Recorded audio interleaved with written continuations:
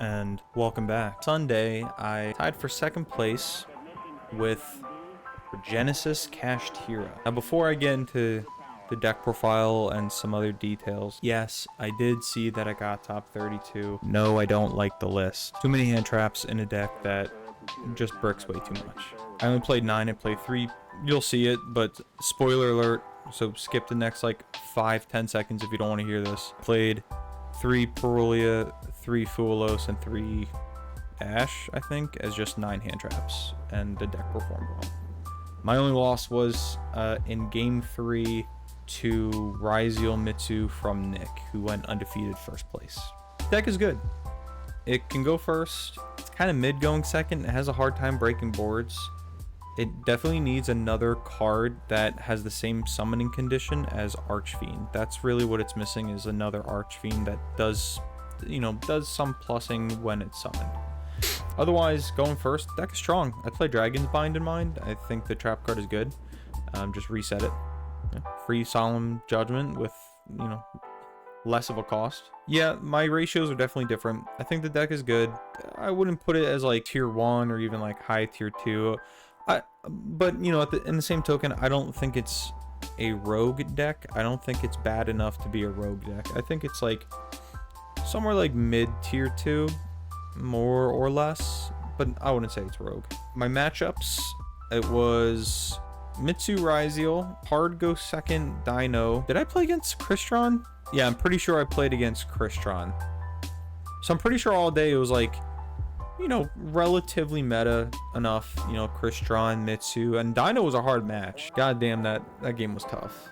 Just 7 power spells in a row and just like full combo. It's crazy. That was a fight to the finish there. It's really good in a grind game if you're able to keep recurring all of the Regenesis monsters from the graveyard. Like every turn, add back 3 or 4 of them. There's not really a deck that can beat that.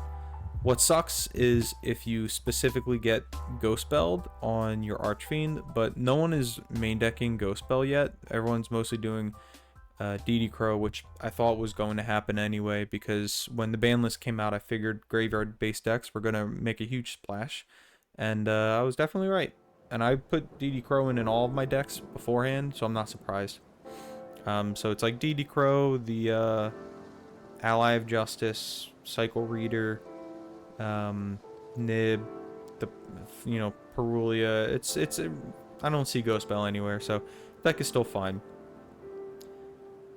Otherwise, I'm really hoping that their next wave of support is another card like Archfiend. I hope that there is, I don't know, maybe something like a Baldrake where it banishes a monster instead of just sending it back to hand, because that kind of felt bad. Like, Warrior is a great card. Bouncing stuff to extra deck is good, but if you have to force yourself to bounce something to their hand instead, like an actual monster, I didn't really like that. I will see you after the deck profile. Bye. Hey guys, welcome to the deck profile. I'm just going to get right into it. So for starters, we are playing 3 copies of Regenesis Archfiend. We don't have many names, so we kind of have to use all of the good ones. 3 Warrior. Warrior is one of the only other good names here. And 2 Sage. Sage is one of those cards that you want to see in your opening hand, but not in multiples, so I'm just playing 2. 1 Lord, 1 Dragon. These ones are definitely one-ofs. Dragon is fine. It's just for spell trap removal. And Lord is for your OTK pushes. Then we're playing 3 copies of Regenesis. Regenesis is pretty self-explanatory. It's your main search of the deck. It's a really good searcher at that. And then lastly, we're playing 3 copies of Code, which is your, for lack of better terms, it's emergency teleport. You activate it as a quick play spell, so basically whenever you want, and then you can special summon out a Regenesis monster from your deck, but it's sent to your graveyard during your opponent's end phase, which makes it so that not only do you get a free body, but if you don't use the body, it's able to go to the graveyard and then trigger its effect to come back to hand. Usually you're either summoning Sage or Archfiend off of this for now until we get more names. And then lastly, I play 1 Birth and 1 Dragon's Mind. in this deck as well. I think, you know, Birth is a mandatory. It's a good card. It's a soul charge. You can send it to grave to summon as many Regenesis monsters as possible from your graveyard, which, you know, you can't summon Lord because that has a specific summoning condition. And Dragon's Mind is a Omni Negate whenever you have a monster with 2500 attack or defense on the field. And then you can pay 2500 to reset the card, but banish it when it leaves the field. So that's the Regenesis engine. I know the numbers are going to seem high for now, but I really wanted to see the names. I don't agree with just playing, you know, one-ofs of the names for now, until we get better monsters, or at least more. So yeah, we're playing the Kashtira engine.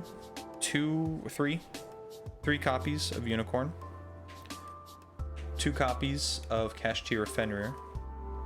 We're playing 3 copies of Raitsoth, 1 Theosis, 1 Birth. It's a good engine. Birth lets you normal summon your Regenesis. Theosis can summon out, you know, Fenrir or Unicorn, depending on what you need. Raitsoth is your main searcher for all these Kashtira cards. Kashtira cards are really good right now as well, especially with, you know, the Forbidden Limited list, Fiendsmith needing their stuff, any Ryzeal stuff really needing Detonator. And then you have, you know, Fenrir, search Unicorn, and grab Theosis to summon Fenrir or grab Birth. I only played 9 hand traps in this deck. So the 9 that I played 3 Mulcharmy Fubulos. I played 3 copies of Perulia. And then the last one was just 3 copies of Ash. I don't think you can fit much non-engine in this for now, because again, you need names to make this deck function. You really need the Regenesis names to fill up your hand and to turbo them on the field, give you that grind game, give you the interruption. So I think these are the best going second cards for this deck. You could put Lava Golem in the main deck and instead side the Ash Blossoms in case you wanted another going second option built into the deck, because you typically never normal summon in this deck. It's actually very rare that you normal summon, extremely rare. So this is all I played. I think this is fine. I don't think you need any more. Like I said, the Ash Blossom is interchangeable with a going second card. Last 3 cards, the, you know, trifecta power spells, tactics, talents, call by, and prosperity. I think this is, you know, a good fit in this deck in general. Prosperity especially because it gets you cards that you might need to unbrick your hand. For the extra deck, I played the G Golem package. So it was G Golem, 2 copies of Link Spider, and then the Decode Talker Heat Soul. And this is part of the Mega Phantom Beast. So Draco Sack is the catalyst for this package. You summon this, you get 2 tokens, you link off the tokens, then you link off you link off the tokens for 2 Link Spiders, then you link the 2 Link Spiders for G Golem, you summon back Link Spider off of G Golem's effect, then you link those into Heat Soul to get 2 draws by the time your opponent takes their first draw for their turn as well. So you get +2, so, you know, just in case maybe you'll draw into an Ash or more engine, you know, for next turn for follow-up. And Draco Sack is a pop. You contribute itself or token to destroy a card on the field. The standard links, 1 SP, 1 IP, 1 copy of Access Code, 1 Win, 1 Ossa. You could change one of these out for Hida if you want. I just played these because there's more Wins and Earths. Unless you're playing the lesser Regenesis build, where you're only really playing 3 Archfiend and then 1 of everything else.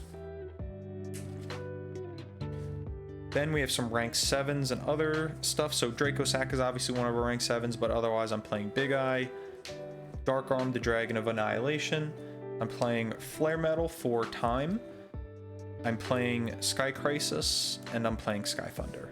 These are all self-explanatory. This is for time, this is for popping, this is for stealing, simplifying a board state, and again, simplifying a board state. Side deck, this is where the Lava Golems come in. So you could interchange these out for the Ash Blossoms in the main deck if you want. If you wanted another going second option,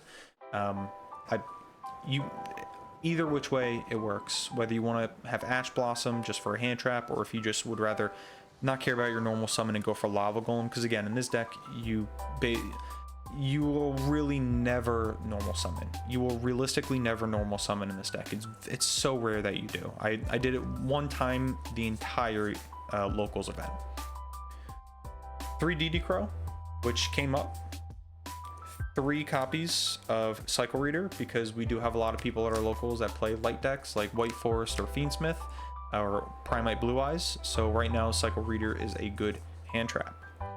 Then we're playing 2 Lightning Storm, 1 Duster, and I'm playing 2 copies of Solemn Judgment and 1 copy of a second copy rather of Dragon's Mind in the side. So if I'm going first, then if I know I'm going first, then I'm going to side in the 2 Judgments and Dragon's Mind, and you know, in exchange for those, I'm typically going to side out the Mulch Armies.